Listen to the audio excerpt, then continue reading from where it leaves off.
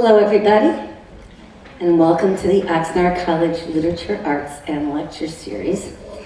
This will close out the series for this semester. We are going into finals, and I'm sure you're all aware of that. So it's been a really good semester, and I'm glad that you made it to this event. So this is called, according to Plato, the truth about defending lies. And every semester, please come on down closer. Thank you. Every semester, we've had a tradition of the students from the Sigma Kappa Delta presenting the very last event in the series. So that's what's happening this time too. And they have been wonderful events, guided by their amazing professor, Anthony Rodriguez. And he's an English professor. He's been here for a long time. And he's given a lot to this particular group over the years. So I'm going to introduce him and let him introduce the students. Let's give him a warm welcome.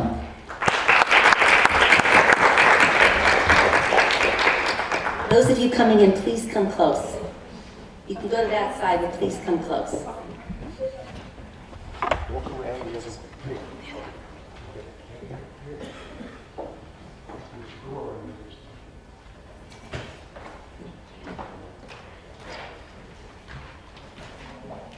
Welcome. It's good to see you all. There are many events happening today on campus, so I'm glad that you're able to make it. My name is Anthony Rodriguez. I am the faculty advisor for Sigma Kappa Delta here at Oxnard College, and today we're going to be working with Plato's Apology, a work from the ancient world. And we'll have a time at the end where you can ask a question. I'll give you that question in just a few minutes. But first I want to introduce our panel of student scholars. We have Karen Perez, who is the president of Sigma Kappa Delta. We have Brianna Valencia, who is the vice president.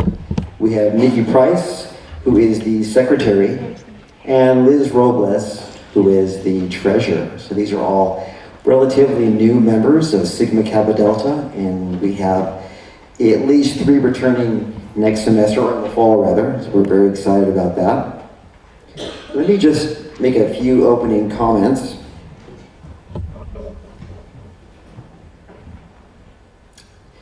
Plato was born in 427 BC, and he passed in 347 BC.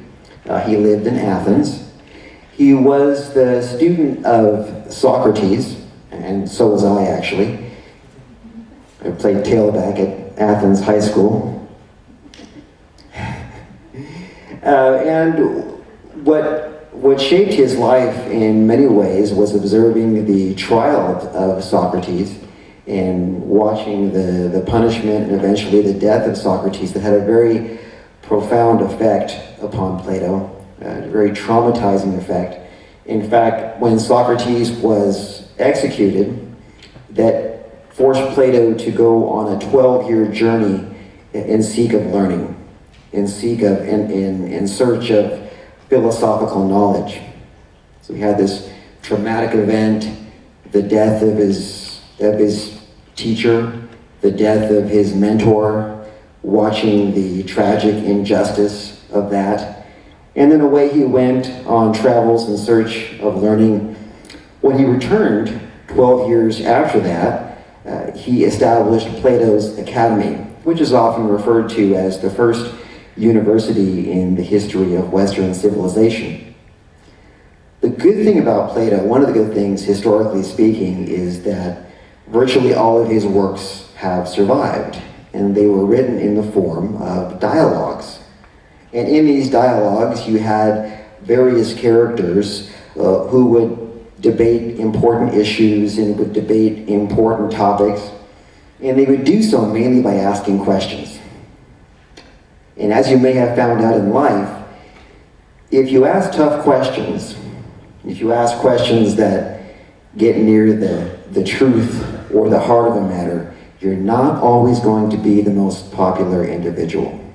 Sometimes it's just easier to avoid the truth, to not face it, to not ask for it, to not negotiate with the truth, and to simply choose a different route that's more expedient, safer, more profitable. It might give you more status or power. That was not how Plato lived. So we have these various dialogues, and today we're going to be working with Plato's Apology. But if Aaron is ready in a few minutes, about 3 minutes, I'm going to ask him to show you a video of a different dialogue. And that dialogue is the allegory of the cave. And we're going to show you a very interesting video. It takes about 3 minutes. We'll give you some background on the allegory. And I hope that you'll enjoy it. If you can get a pen out, if you have one, I want to give you a question that if we have time, you can ask later on in the event, during the event.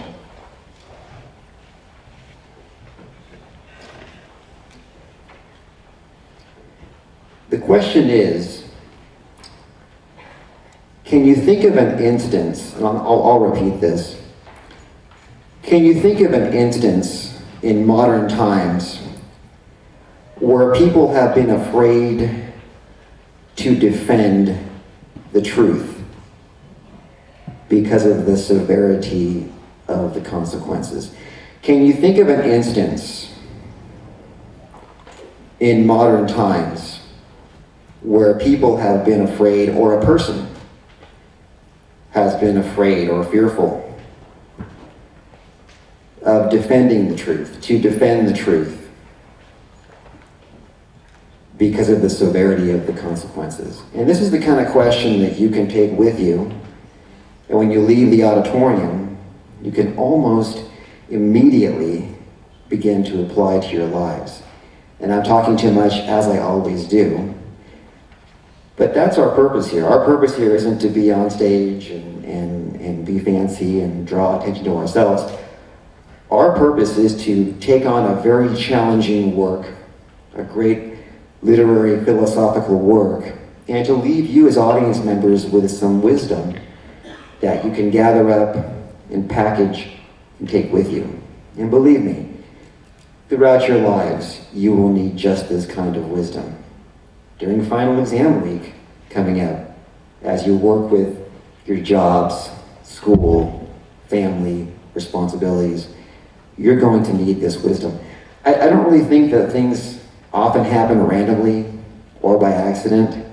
I think that in life we end up in places and locations at times by design.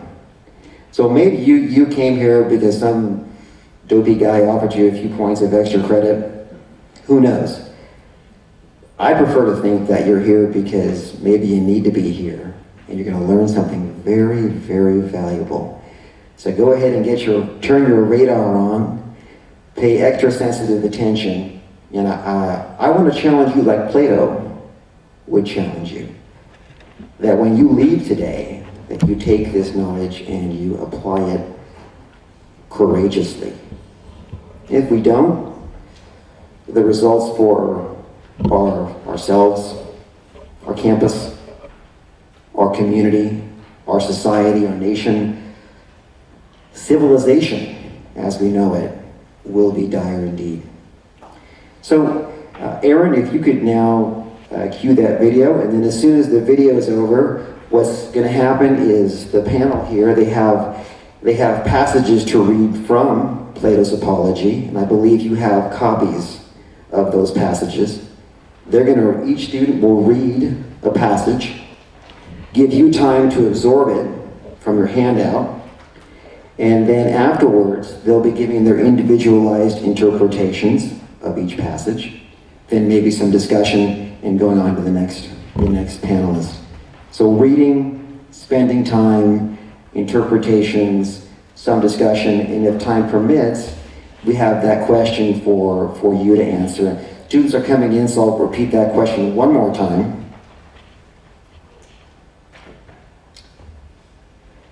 Can you think of an instance in modern times when people have been afraid to defend, that's the important word,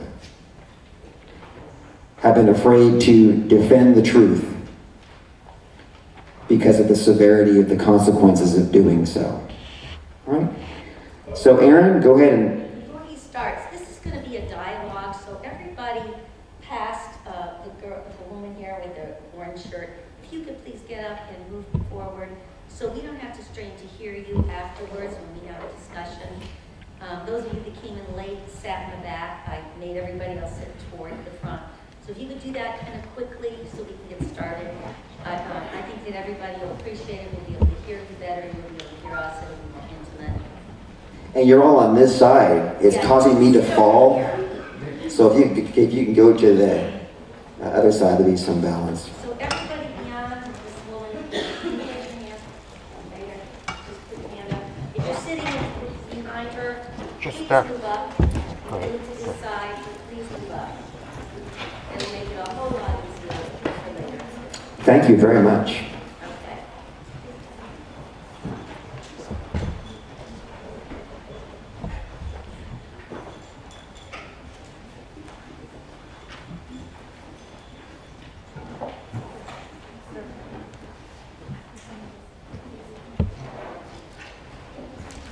Just one more thing on a personal note. I did manage to acquire a copy of my high school senior picture. I thought it was appropriate. I wanted to share it with you. There are copies out front. I think I look pretty good. Aaron, if you're ready, why don't you go ahead and show that video of Plato's allegory of the prisoners that have spent their entire lives chained deep inside a cave. They have been chained so that they cannot see behind themselves, and they are forced to stare endlessly at the cave wall in front of them. Behind them, a fire is burning, and between the prisoners and the fire is a raised walkway.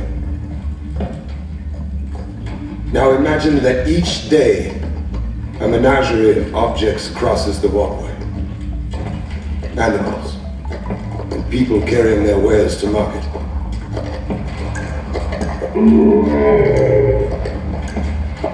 Their shapes create an intricate shadow play on the wall in front of the prisoners. This is the only world that the prisoners have ever known. The shadows and the echoes of unseen objects. Now, imagine that the prisoner is released.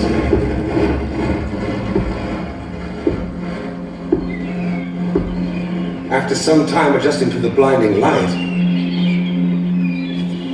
the freed prisoner will begin to experience the world outside of the cave for the very first time. And it is like nothing he could have ever imagined.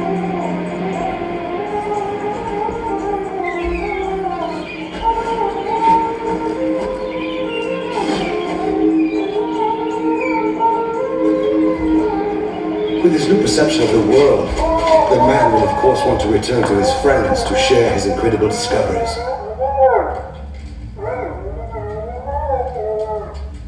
But the prisoners cannot recognize their old friend.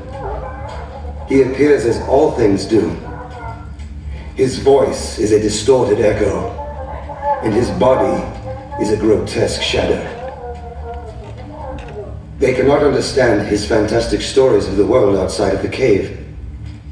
To them, it will never exist. This, of course, does not make the world outside of the cave any less real.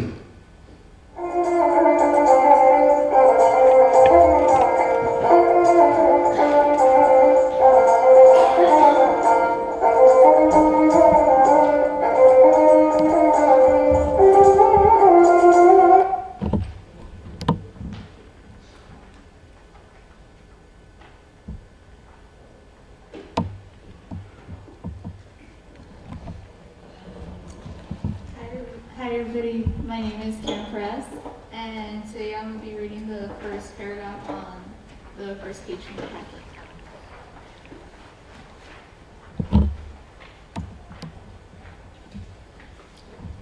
After this I went to one man after another, being not unconscious of the enmity which I provoked. And I lamented and fearless.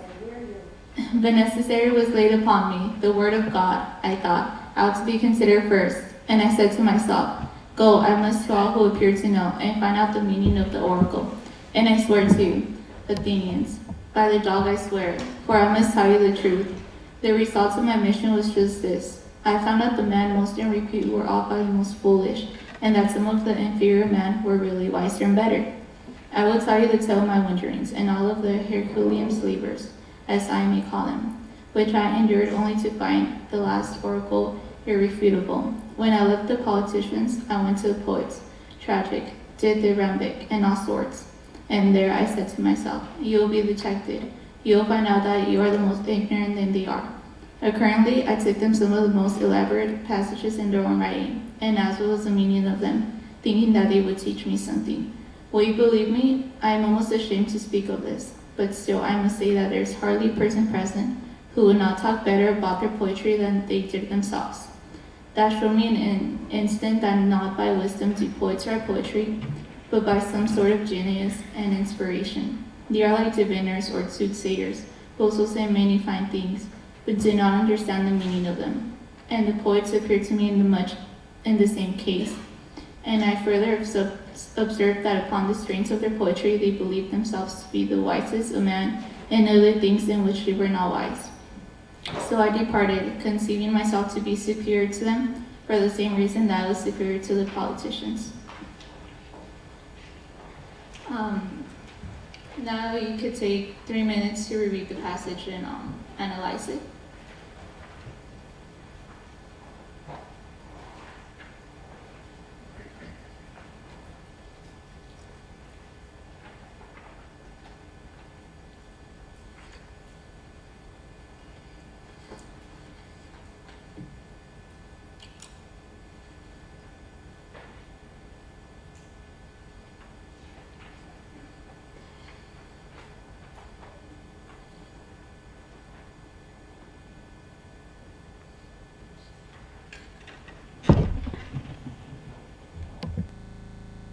Is by saying that he's very open-minded. He has a different perspective from others, but unlike the politics and the poets, he doesn't expect them to agree with what he says or with how he thinks. The oracles told him that he was the wisest, but he didn't believe him because there was others that were at higher rank than him in society. So in order to prove if they were correct, he went from door to door asking those who were highly respected to find answers from them and learn something from them. But he found out that they were not as smart as they claimed they were. The poets, they had great writing and they were incapable of explaining some of the meaning of their own passages. And then Plato was willing to learn and gain new knowledge. And then, which is something we should all do. We should always be open to new ideas and be willing to see different points of views, even if we don't agree with them. He discovered that those in high ranks, they only wanted people to think that they were wise, but in reality, they were just hiding behind a lie just to protect their reputation. And then he came to the conclusion that the men who were considered wise, they were not wise because they knew nothing. And unlike him, he was aware that he knew nothing. And then by doing this, he exposed their insecurities, which caused all of the hate that was brought upon him. And then this shows that people's reputation, it does not always match with their true selves. Thank you, Karen. I agree with you on your analysis. I am doing page 2, the paragraph on page 2.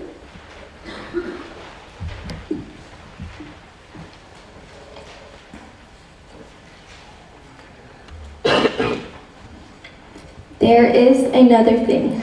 Young men of the richer classes, who have not much to do, come about me of their own accord. They like to hear the pretenders examine, and they often imitate me and examine others themselves. There are plenty of persons, as soon enough discover, who think that they know something, but really know little or nothing. And then those who are examined by them instead of being angry with themselves, are angry with me. This confounded Socrates, they say, this villainous misleader of youth. And then if somebody asks them, why, what evil does he practice or teach? They do not know and cannot tell. But in order that they may not appear to be at a loss, they repeat the ready-made charges which are used against all philosophers about teaching things up in the clouds and under the earth, and having no gods and making the worse appear the better cause. For they do not like to confess that their pretense of knowledge has been detected, which is the truth. And as they are numerous and ambitious and energetic and are all in battle array and have persuasive tongues, they have filled your ears with their loud and inveterate calumnies. And this is the reason why my three accusers, Miletus and Anytus and Lycon, have set upon me. Miletus, who has a quarrel with me on behalf of the poets, Anytus on behalf of the craftsmen, Lycon on behalf of the rhetoricians. And as I said in the beginning, I cannot expect to get rid of this massive colony all in a moment. And this, O men of Athens, is the truth and the whole truth. I have concealed nothing. I have dissembled nothing. And yet, what is their hatred but a proof that I am speaking the truth? This is the occasion and the reason of their slander of me, as you all find out either in this or in any future inquiry. Please take 3 minutes and reread the paragraph.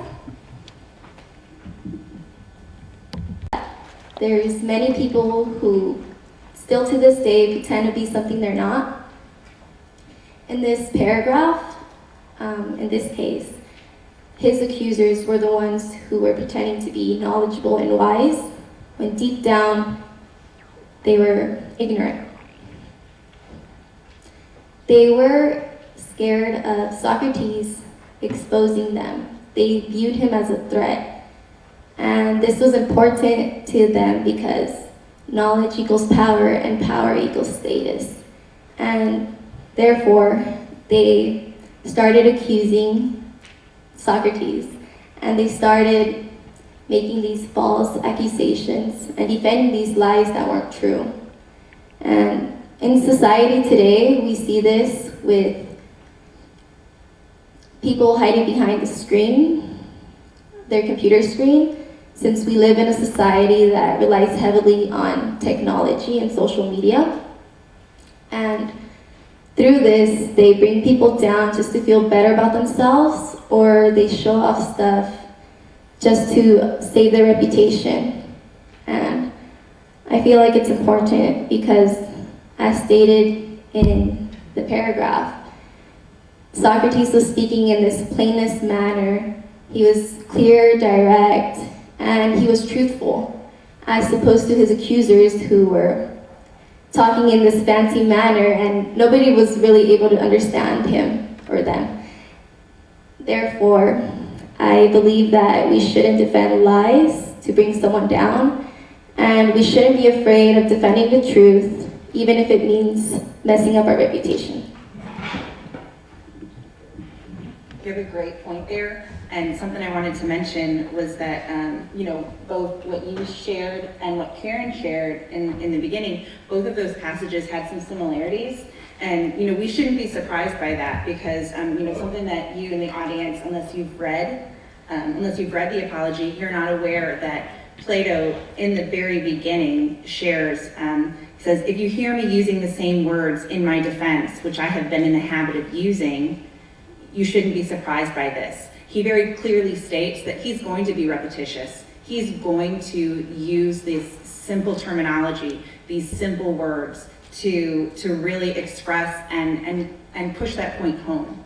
He's okay with using plain language and not using fancy language in order to make sure that everyone who was there understands what he wanted to get across. And I guess that means that it comes right into me now. So, hello, my name is Nicole Price, and I'm going to be reading the selection that is on your third page of the handout. Someone will say, and are you not ashamed, Socrates? of a course of life which is likely to bring you to an untimely end? To him I may fairly answer, there you are mistaken. A man who is good for anything ought not to calculate the chance of living or dying. He ought only to consider whether in doing anything he is doing right or wrong, acting the part of a good man or of a bad. Whereas, according to your view, the heroes who fell at Troy were not good for much, and the son of Thetis, above all, who altogether despised danger in comparison with disgrace.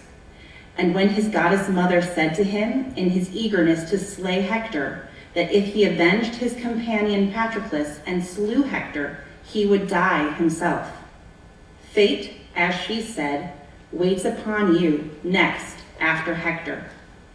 He, hearing this, utterly despised danger and death, and instead of fearing them, feared rather to live in dishonor and not to avenge his friend. Let me die next, he replies, and be avenged of my enemy, rather than abide here by the beaked ships, a scorn and a burden of the earth. Had Achilles any thought of death and danger? For wherever a man's place is, whether the place which he has chosen, or that in which he has been placed by a commander, there he ought to remain in the hour of danger. He should not think of death or of anything, but of disgrace. And this, O men of Athens, is a true saying. If you could just reread that and maybe take that in and really think upon it for just a minute or two, and then we'll discuss a little further.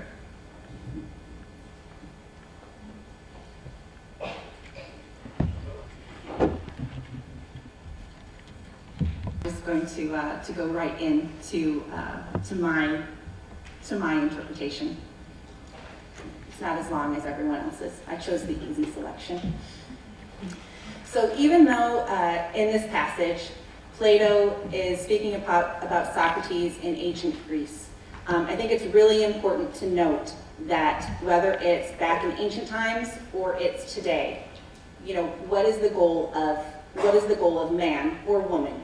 Really, let's not forget that. What is the goal? Is it to be an effective citizen? Is it be to effective man? Is it to be an effective leader? And when I use the term leader, I don't necessarily mean an elected official. You can be a leader in so many aspects of your lives, whether it's in your family, in your class, at your work, in your workspace, and then of course also within government. So when I say leader, please remember that that's what I'm referring to, okay? So, specifically what I want to impart is that acting in a way that subjugates your personal desires and a quest for the truth, that you subjugate your personal desires and instead focus on a quest for the truth and a quest for the aspirations of the greater good is really what should be standard for all citizens and all leaders. Especially those who portray themselves as leaders or as teachers, which is, today's modern day Socrates. It's really important to put that to the side, to put your own quests and your own desire for power. You need to put that aside, and you need to focus instead on what society and the greater good can be benefited from instead. One of the things that's important is that, frankly, the gain of power and wealth should be a happy byproduct of leadership. And specifically as Plato is sharing about the story regarding Achilles, who frankly is held up to be the pinnacle of a Greek hero, So Achilles as a hero, looks at his behaviors and his actions, and he's faced with certain death if he acts in a way that is honorable and truthful. And if his mother shares with him as a goddess that if he acts in this way, he is certain to die. But he says, let death come, because living would be more of a disgrace to me. Living in a way that I'm not truthful and I don't, share my honor with others would be worse than than death. And that's quite powerful. How many of us are willing to stand up for something that we believe in and say, I will die for this. I am that invested. That's something that many of us really need to consider, in everyday life. Thank you, Nikki. I really like the way you pointed out how to be a good leader. You need to set your own concerns aside, because that's actually, you guys will actually hear that being mentioned in the passage I'm about to read. How he says that it's not like human nature for him to have put his own concerns aside and do others. And I'm Liz, and I'll be reading the passage that you will find on your 4th page.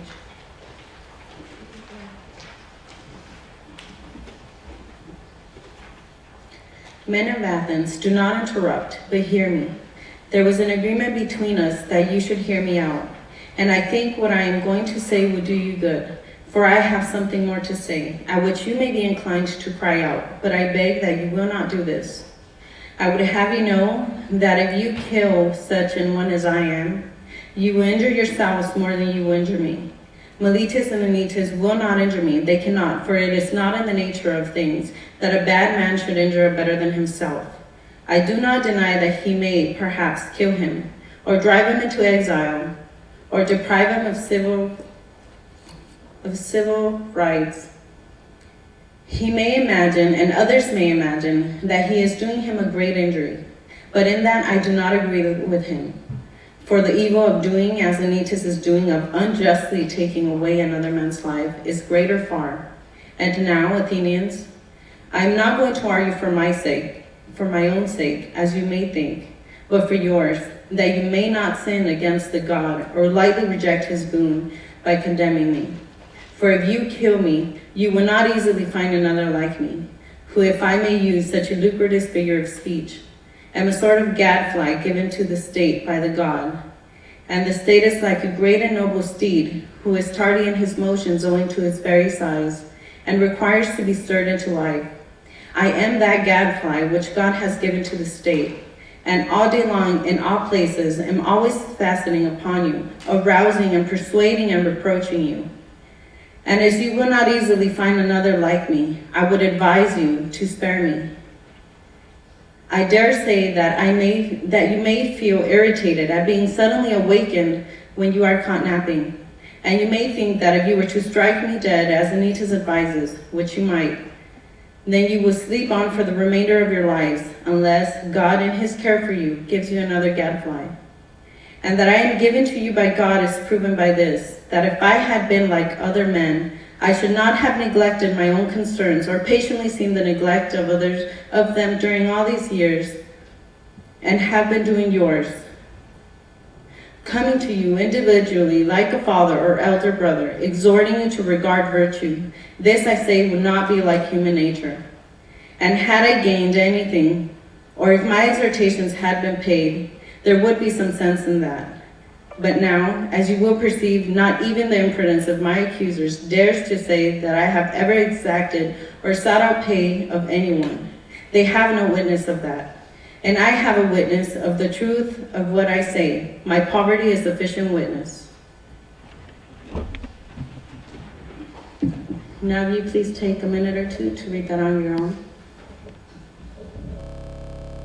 I want to start off my interpretation by pointing out the way that he first reminds them that they are not to interrupt him, that they had an agreement that they should hear him out, and then goes on to warn them that whatever he's about to say is really going to want to make them speak out. I just think it was a genius move of him, because not only did he humble the not so humble statements he was about to make, but with a warning like that, he now had the undivided attention of his audience. He goes on to say that if they kill him, it would hurt them more than it would hurt him, and that his accusers cannot hurt him, that they aren't even able to spike fear in him, much less hurt him. And he also mentions that if they were to kill him, they wouldn't easily find another like him. And it may have seemed like he was bragging, but I believe that he was truly proud of what he was doing, proud of his teachings, and concerned. he goes on to say that he is going to argue for their sake and not his, that they may not sin against the God, bringing to their attention that this is not about him. This is about a divine mission that he is set out to do by God, and that God is behind him. He compares himself to a gadfly and the state as a great and noble steed that needs to be stirred into life, and it needs to be stirred into life the way that oil into water. In order for the oil to travel through the water, you need to stir it and keep stirring it, otherwise it would just sit on top.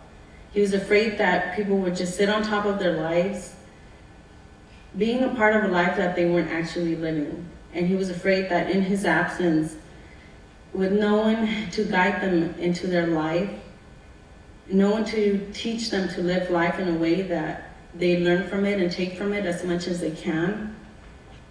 He wanted people to wake up. He didn't want people to go through life as racehorse and blinders, seeing only what the blinders permit, looking at life through this tunnel vision lens of the little they know and the little those in powers allowed them to see and made them believe. He wanted people to wake up, take the blinders off, expand their horizons of knowledge, draw their own conclusions, and question each other, challenge each other and themselves to bring the best out of one another and truth to the surface. He wanted them to be truthful and knowledgeable, and to know something, to not know something, and to not know something and know that you don't know are two very different things. And he didn't want people to be ignorant. He wanted people to seek the truth. He wanted people to become the best version of themselves that they could be. Thank you. Karen, do you think, I just have a quick question. Do you think that when Plato shared and used figurative language and said that, that he was the gadfly and that the state was a noble steed, do you think that was on purpose? Do you think that maybe, because he uses plain language and he used that specific, figurative language, do you think he did that on purpose so that maybe like the community would see a fly and remember it? Like, do you think that was on purpose? I think he did everything in a way that it was simple, but yes, I do think that he did things on purpose, even warning them, how you mentioned earlier about being repetitive. He warned them, giving the reason of his age and the fact that he just wanted to get straight to the point. But I think he knew exactly what he was doing, because when you repeat something, it gets embedded in your brain. So I feel that he did that purposely, as anything else throughout the apology and throughout his life. Right. For that. So Karen, I'm gonna not throw you under the bus, but I'm gonna say that, through all of this, you shared that if our audience members, saw a fly after you leave, can you share that? Because I think it's brilliant, and I think that they'll always tie back into, this day. What I had mentioned to you guys, and I went on mention to you, audience, that if out of anything I've said, you can take with you just being reminded of this conversation, to seek truth and seek knowledge, and not settle for what you already know, but to continue growing. If you're reminded by that, anytime you see a fly from now on, that's enough satisfaction for me. I think that's true. I'd like to add one more thing. Since Socrates kept repeating himself, you can tell he's telling the truth, as opposed to when people tell lies in courtrooms as well. Their interpretations or their statements change, and they end up throwing themselves under the bus, and I think that's important to this passage. I think that's a really good point. You know, and in my passage, he talks about death, you know, the death of Achilles, and something that I didn't touch on, much like I talked about leadership and how that has a lot of different meanings. You know, death doesn't have to be literal. That death doesn't have to be a literal death. It can also be figurative. So, you know, so again, when you make choices, you know, when all of us in our lives make choices to stand up for truth and to challenge lies, you know, we're not always facing a firing squad. We're not always facing, you know, the death penalty, or, you know, to be on a battlefield where you might lose, you know, your actual life. But we typically are always faced with choices that might, you know, bring our social status down, affect our economic, you know, affect our pay, affect, you know, just life in general in so many different ways. And that could be considered, you know, a type of figurative death. Thank you. I'll just run into it real quick. Just to give you all some advice as you're entering the final exams into next year, your years of education that are on their way. A note on plagiarism. It tends to happen a lot this time of year because we get tired, we get nervous, we panic, right? We make choices. And there are very serious consequences for choices. You've heard about what can happen to you if you plagiarize on the paper, and the letter of the law, what can happen to you, we can do this to you, we can do that to you. I really want to encourage you as you go into your final papers to think not about the law or the rules or what can happen to you in that sense, but to think about what you do to yourselves if you plagiarize, what you do to your community if you plagiarize, and what you do to our society if you do. Know that you're not here by accident, that you've got a voice. You have a great voice. You have integrity. You've got a purpose. You've got a mission. That's why you're here. Write the papers on your own. Be your brilliant, miraculous selves, courageously. And know that you will never have to look in the mirror and say, I can only do this if I steal an idea from somebody else. And what happens is we don't do that. Well, we take those values to university, into graduate school, into our careers. And pretty soon you're facing a doctor or a teacher or a lawyer or a healthcare provider who also plagiarized, right? And brought those values to their careers and their lives. And there's this circle then of this complete surrender of our traditions and our values that form our core. It's about much more than a grade. The last thing I'll say is this. The panel was mentioning quite brilliantly about simple and plain language. When you write your papers, learn to say in 10 words what you're trying to say in 20. Find 10 words that are better. Look in the eye of your audience. Look directly at your audience and speak with conviction.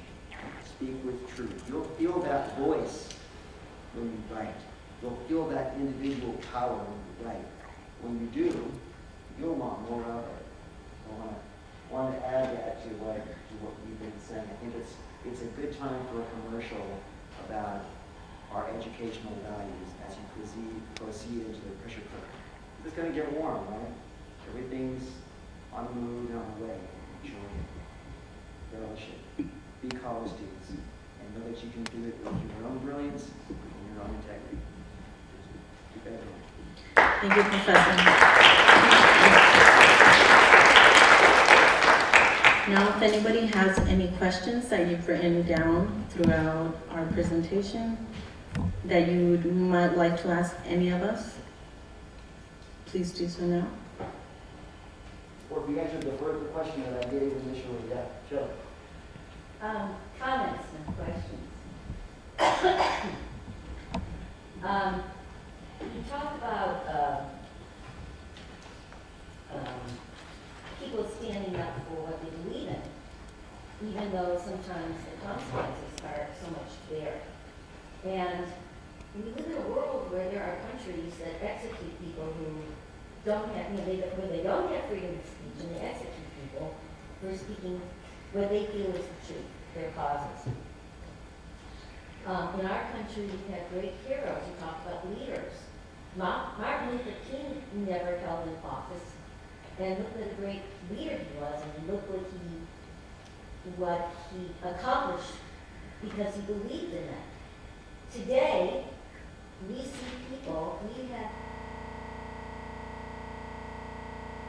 had a number of marches with tens of thousands of people who are trying to say, we need to not get rid of science. We need to put the funding towards science. We need to look at women's rights. We need to look at our environment. We're killing our planet if we roll back all these advances we've made. So those are truths that people are speaking, and so it just, brought it all home to me when with some of these passages. Now, I do want to say one thing, though. I have an issue to take. I think it's kind of dangerous to put people into a group. Like all politicians are crooked. Most of them probably, a lot of them are. But I think there are politicians with noble causes. And, but more to the point, Louise talks about poets. And I think there are poets out there who have tremendous egos and speaking in, they're not really getting at truths. They're going and, mystifying things. But there are poets that are throughout history, starting with the ancient Greeks, with Sappho, who have put forth truths. Maybe they're not right on, the thing about poetry is it's multi-layered. So when he takes issue and he puts all poets in that category, I take an issue with that. Poets are artists, and like I said, anybody could write a little nothing and say, I'm a poet. That's fine. You can call yourself whatever you want. But there are a lot of people out there, a lot of wonderful poets throughout history who have been seers and sayers, as Emerson would put it, who have been able to translate like the great poet Whitman. So I'm going to shut up. I just said a lot. No, I think you have a really good point, because I think, again, it's very dangerous when you take a large group of people and you stereotype in any way, shape, or form. But I do think that in this specific case, because he's referring to Anytus, who was speaking for the craftsmen, Lycon, who was speaking for the rhetoricians, and then Meletus, who was speaking for the poets. Really, his quarrel and that cross-examination was towards his specific accuser, Right. and it doesn't the passage that was chosen perhaps doesn't open up your issues, which is a very, very pertinent point that you cannot do that. I think that more than his accusers, he was also referring to those who, yes, they might have been great poets, great artists, but he was referring more specifically to those great poets and artists who claim to be more than that, who claim to have knowledge of other things not being their specialty of whether it was art or writing. Is a great virtue, and some people need recognition for some reason that they, if you're true to yourself, that's a noble cause to live with. And I was second what Professor Rodriguez says about plagiarism. Plagiarism is for somebody who doesn't believe in his or herself.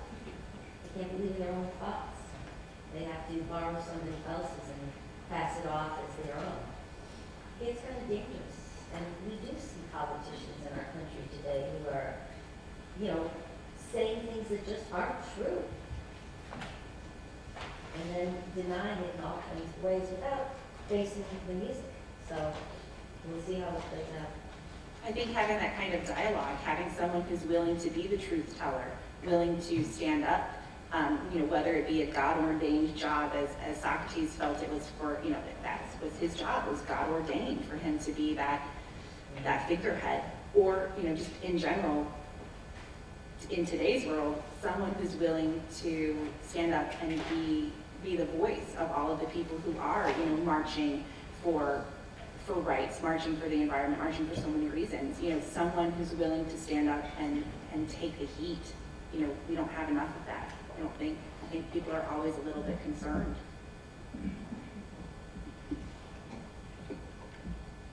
Did anybody, you know, did anyone want to talk about the question? Can we read that? Yeah. He asked, can you think of an instance in modern times where someone was afraid to defend the truth because doing so would be costly? Do you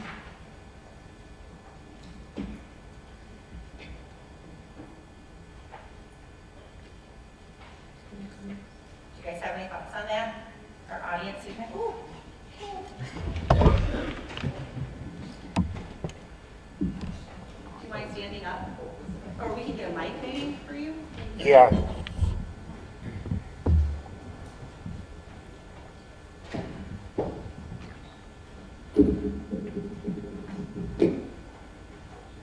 you for your patience.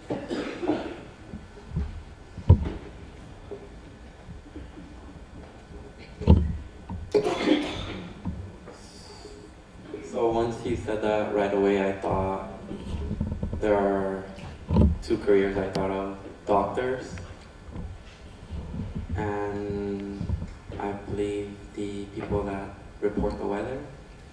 And when I say that, doctors, they usually prescribe medicine that doesn't cure them, it only makes them feel better, but they're not really helping anyone, but they can't tell them that the real medicine, or that it won't really help them because they're selling the medicine for their money.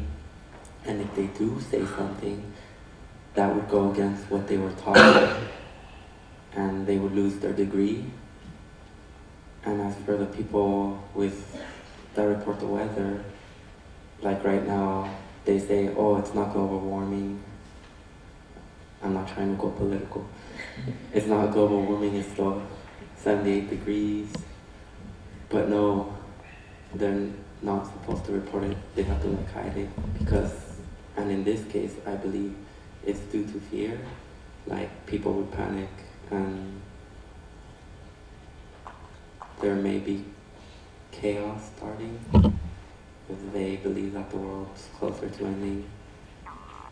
Why follow the rules? And yeah, they're just gonna try to, everyone's gonna fend for themselves.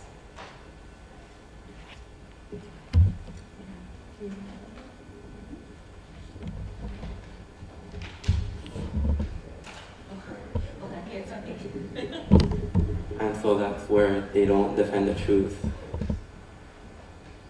because they don't want to like lose everything, and they are already defending for themselves, to not lose their jobs. Thank you.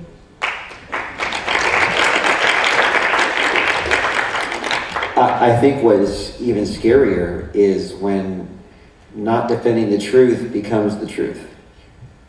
Like the culture becomes so skewed that you're trained to not defend the truth, and that becomes what's a good thing, because everyone has agreed socially and culturally that doing so is a bad thing for the collective, if that makes sense. And when you reach that tipping point, I don't know, I think you can put a fork in us, because and this is what was being thrust upon Socrates, was making the worse sound like it was the better. I don't need to hog the microphone, I'm going to shut up right now. But if we do that, if we suddenly become advocates of the worst, of the worst because it suits our immediate needs, and true goodness becomes the enemy, I think when that tide turns, that inertia shifts, we're pretty much finished. Of course, that can be prevented, though. No pressure on you, graduating college students.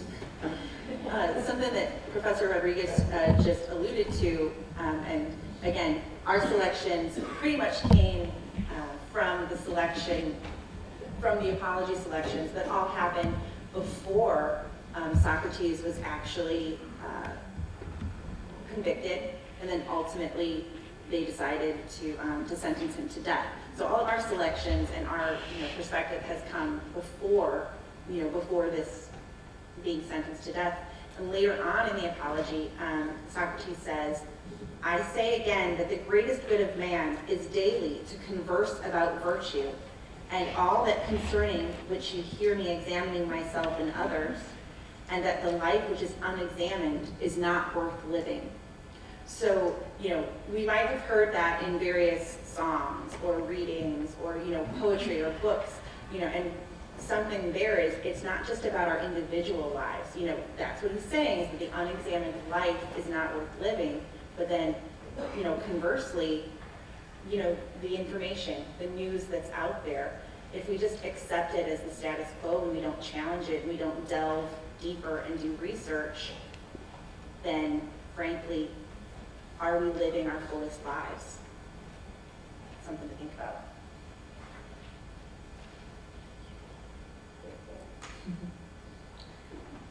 Did anybody else have any other situations in life where they thought? Or another question or comment? We have time for one more. I just heard the bell tower, so we're pushing the margins. So, Big Hav, can I call you that? No, I just had a comment. So it's pretty cool that that Socrates was a very, very humble guy, considering that in Greek society there's not even a word, like the Greeks despise humility. So it's a pretty crazy and like groundbreaking concept that he was such a humble man, considering that his society as a whole hated humility. Like it was despised because the people that controlled society were, the loudmouths and the ones that, really swayed the crowds. And they got, they were able to sway the crowds in favor of, oh, whatever, let's just think about ourselves, relativism, this and that, and not the greater good of the people, not seeking a deeper truth and understanding. And it's pretty cool that Socrates was so, groundbreaking. Pretty cool guy. I think so too. Any final words from our panelists? We would like to thank you all for taking your time of the day for being here today, and we wish you guys luck on your finals, and we hope that you learned something today. Thank you.